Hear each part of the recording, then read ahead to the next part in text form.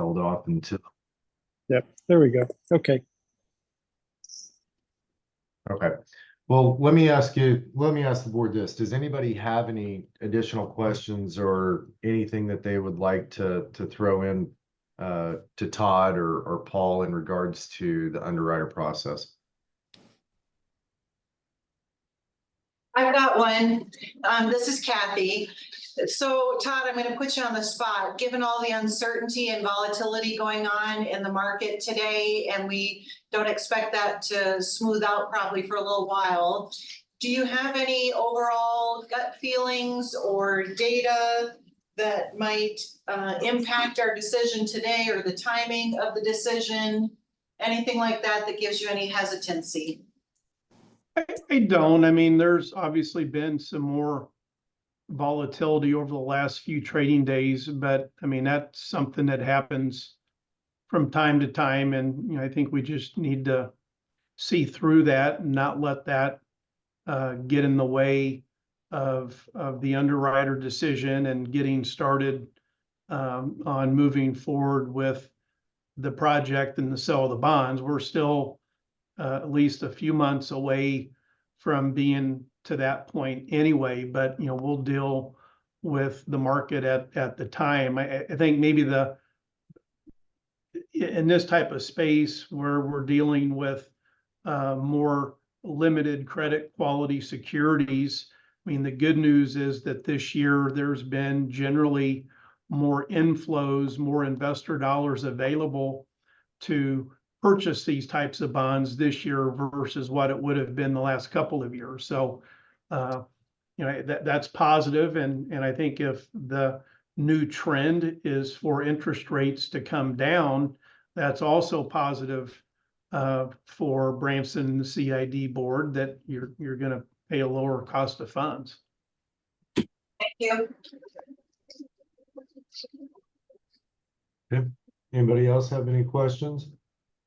I have a question, Chuck. I know that both Paul and Todd serve as a consultant on our behalf.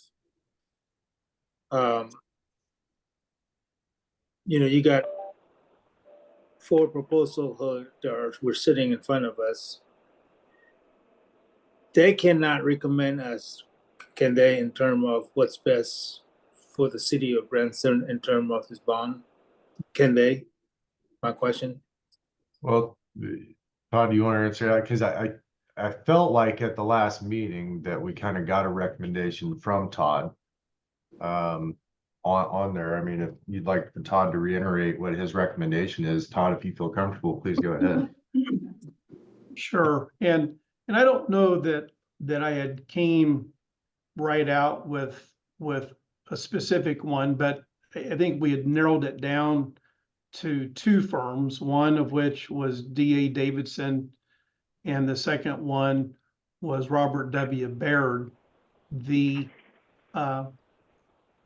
With D.A. Davidson, if we do a rated transaction, which I feel like that's the direction that this is going to go, but I absolutely cannot give anybody any assurance that it would ultimately be done as a rated transaction. But if it were to be a rated transaction, then D.A. Davidson is quite experienced and quite capable of being the underwriter.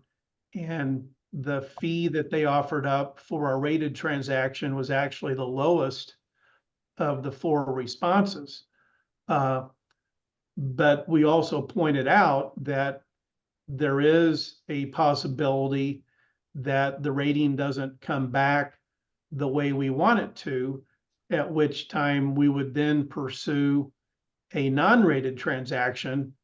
But the way it turned out, it just so happens that if we do a non-rated transaction, D.A. Davidson actually provided the highest rate. And so that, I think, is what kind of led the discussion more towards Baird, in that we would be paying them a little bit more on a rated transaction, but if it went to a non-rated basis, then they were quite a bit lower than both Stiefel and DA Davidson. So, Okay, I think we kind of had the discussion about how much risk, do you want to take? And I think there was a kind of a gambling type discussion that occurred. But I think having said all this, I mean, I'm quite comfortable with Baird, even with their fee for the rated transaction.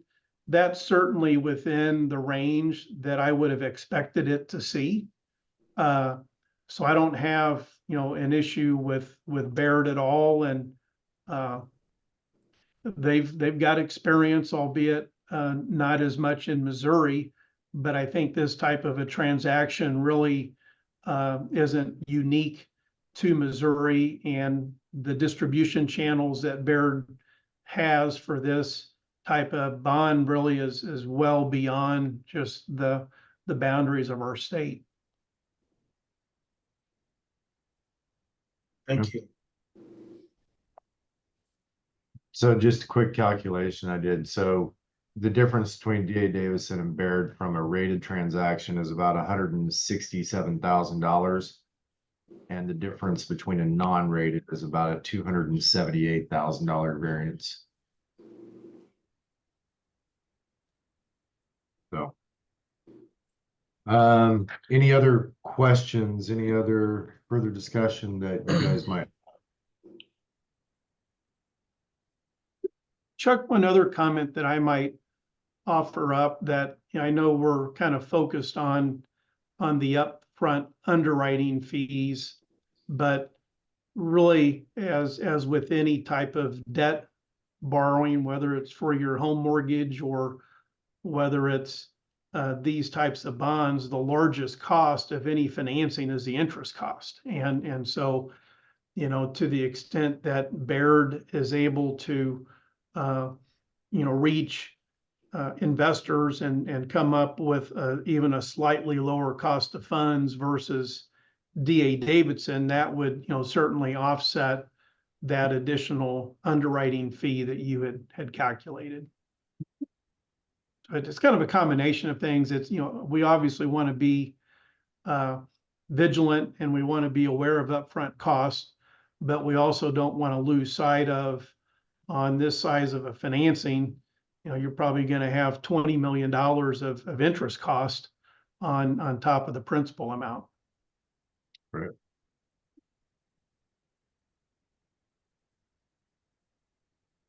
I'll just throw out there at our last meeting, I heard Todd say what he just said. And to me, if we're comfortable with the caliber of each of these firms, then it really comes down to a risk reward. And I felt with Baird, just from the number standpoint. Thank you, Mayor.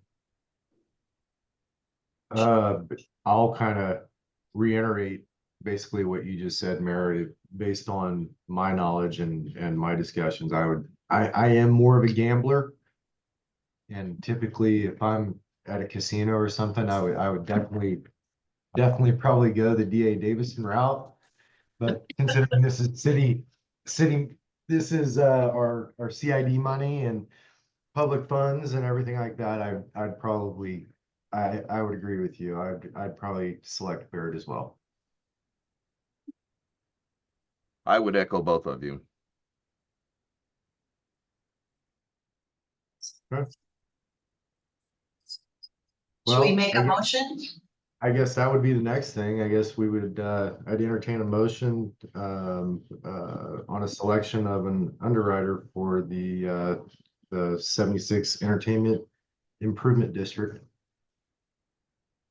I'd make a motion for Baird. I second.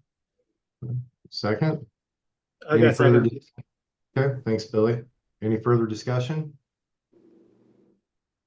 All those in favor, state by saying aye. Aye.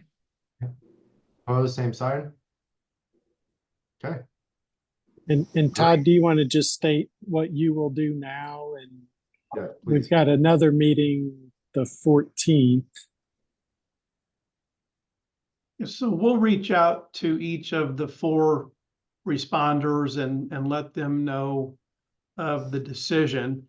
The next step for Baird is that they will have an underwriting agreement that they'll draft with a lot of required SEC disclosures and other stuff. So I'll ask for them to get started on that and send that to me, and definitely something that Paul and I will go through and vet well before we bring it to the board. But at some point, either at your next special meeting, or I guess perhaps it could be at the end of the month, you would have an underwriting agreement before you to consider.